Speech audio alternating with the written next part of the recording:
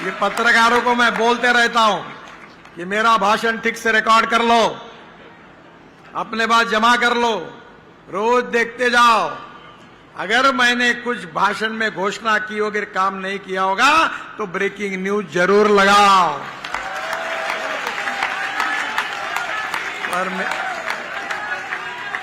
पर मेरा विश्वास है कि मेरे पत्रकार भाई और बहनों अपने जिंदगी में मेरे खिलाफ ब्रेकिंग न्यूज लगा नहीं सकते,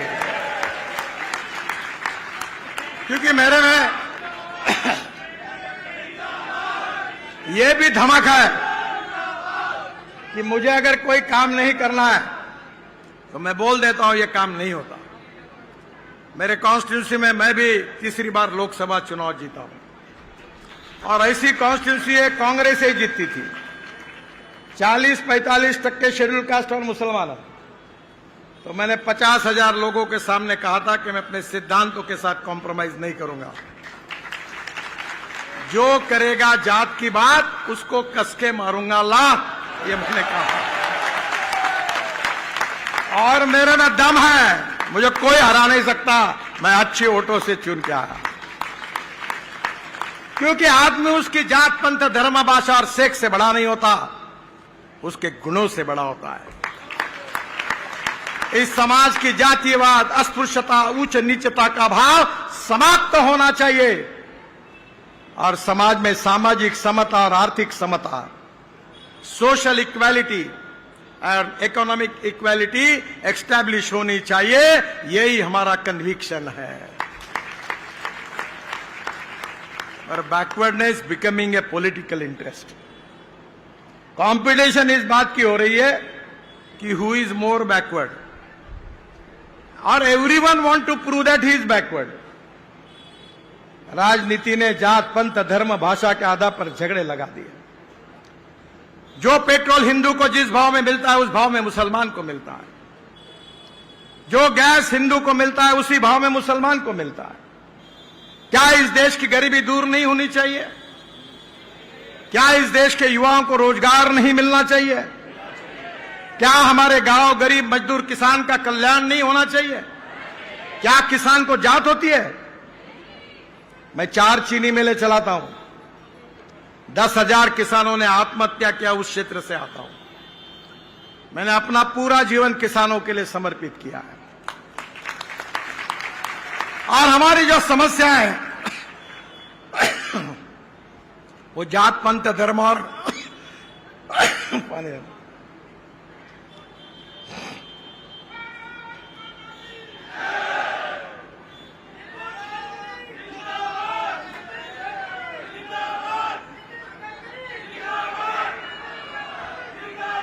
हमारी जो समस्या है वो जात पंथ धर्म भाषा और सेक्स की नहीं है। मोदी जी ने नारा दिया था, सबका साथ, सबका विकास, सबका प्रयास और सबका विश्वास। हम इस देश को समृद्ध संपन्न बनाना चाहते हैं। हम इस देश के गांव गरीब मजदूर किसान का कल्याण करना चाहते हैं। हम इस देश में ऐसी आर्थिक व्यवस्था को निर्माण करना चाहते हैं जो रोजगार को निर्माण करे। प्रधानमंत्री जी ने कहा है कि हम $5 ट्रिलियन की इकोनॉमी बने, हम विश्व गुरु बने, हम दुनिया की तीसरे नंबर की आर्थिक व्यवस्था बने। आज मैं कुरुक्षेत्र से आया हूं और कुरुक्षेत्र के बाद गुरुग्राम में पहुंचा हूं।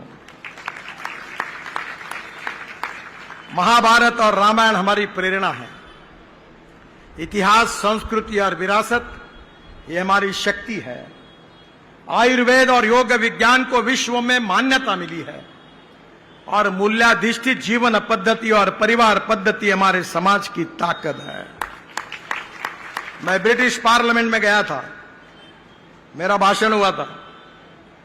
बाद में प्रधानमंत्री को मिलने के लिए गया तो उन्होंने मुझे प्रश्न पूछा, क्या हिंदुस्तान में सबसे बड़ी समस्या कौन सी है? मैंने कहा था गरीबी है, भूखमरी है, बेरोजगारी है।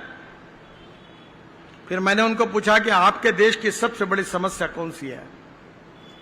तो उन्होंने मुझे कहा कि हमारे देश की सबसे बड़ी समस्या यह है कि हमारे जवान लड़के और लड़कियां शादी नहीं करते, वो लिविंग रिलेशनशिप में रहते हैं। हमारी सामाजिक व्यवस्था उद्ध्वस्त हो रही है।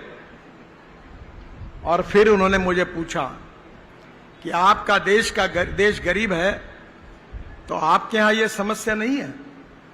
मैंने कहा नहीं के बराबर है। तो बोले ये कैसे संभव है?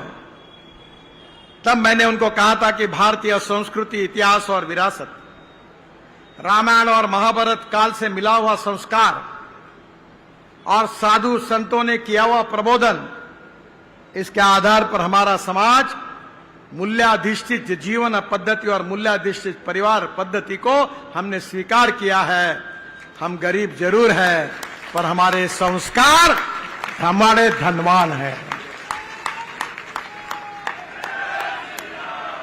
और इसलिए बहनों और भाइयों, अगर देश का विकास करना है तो 4 बातें जरूरी है: water, power, transport and communication. 4 चीजें नहीं होंगी तो इंडस्ट्री नहीं बढ़ेगी, ट्रेड बिजनेस नहीं बढ़ेगा, एग्रीकल्चर का विकास नहीं होगा।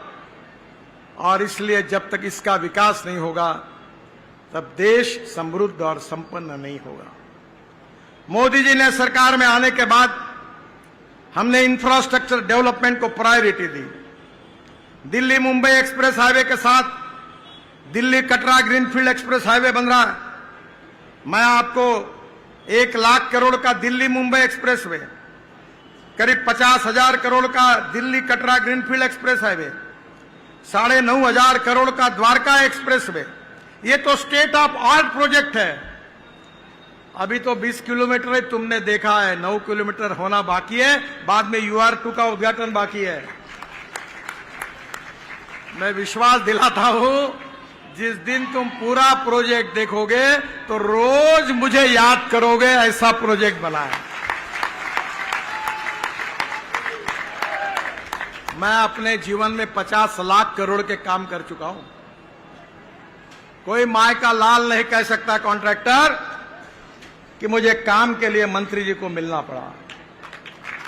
हमने ईमानदारी से काम किया और इसीलिए मैं अधिकारियों को कह चुका हूं, अब तुमको सस्पेंड करने का रिकॉर्ड बनाना है। मैंने 7 वर्ल्ड रिकॉर्ड बनाए, अब तुम्हारी नौकरी खानी है। जो बेईमानी करेगा, जो गलत काम करेगा, उस कॉन्ट्रैक्टर को ब्लैक लिस्ट करूंगा और अधिकारी को सस्पेंड कर दूंगा। ये संपत्ति आपकी है, इस हाईवे के आप मालिक हैं। अंबाला शामली 5,000 करोड़ का एक्सप्रेसवे 2025 मार्च तक पूरा होगा। शामली में दिल्ली देहरादून एक्सप्रेसवे गोरखपुर शामली एक्सप्रेसवे से जुड़ेगा। अंबाला चंडीगढ़ ग्रीनफील्ड एक्सप्रेसवे 1,600 करोड़ का, यह भी अप्रैल 2025 में पूरा हो जाएगा। अंबाला कोटपुतली ग्रीनफील्ड कॉरिडोर 12,000 करोड़, अभी मैंने देखा हेलीकॉप्टर से, वो भी पूरा हो गया है। उत्तर से दक्षिण 227 किलोमीटर ट्रांस हरियाणा कॉरिडोर बन गया है। अंबाला से कोटपुतली की दूरी 50 किलोमीटर कम हुई है। रोहतक, चरखी दादरी, महेंद्रगढ़ और नारनौल से गुजर रहा है। ईस्टर्न पेरिफेरल एक्सप्रेसवे 12,000 करोड़ पूरा हुआ है। मुझे विश्वास है कि Dwarka express highway world standard का है, वर्ल्ड स्टैंडर्ड का। और जब ये खुल जाएगा तो राव साहब को विश्वास दिलाता हूं कि वर्ल्ड के लोग जब आएंगे गुड़गांव तो द्वारका एक्सप्रेस हाईवे देखे बिना नहीं रहेंगे। ऐसा state of art project. Delhi Mumbai highway में हमने नीचे में टनल बनाई और ऊपर में फॉरेस्ट है। मैं जब गया था तो एक कार्टून बना था, एक लड़का अपनी मां को कह रहा था गाड़ी में बैठकर हाईवे में, मां देखो ऊपर में टाइगर बैठा हुआ है। हमने इकोलॉजी और एनवायरनमेंट को भी प्रोटेक्ट किया है। ये जो DND से दिल्ली मुंबई एक्सप्रेसवे 7,000 करोड़ का, ये भी दिसंबर 2024 में पूरा हो जाएगा। ओखला पक्षी उद्यान में 6.8 किलोमीटर का एलिवेटेड रोड हम बना रहे हैं। दिल्ली के कालीन कुंज, ओखला, बदरपुर होकर सीधे फरीदाबाद की कनेक्टिविटी मिलेगी। इसका भी फायदा आपको मिलेगा।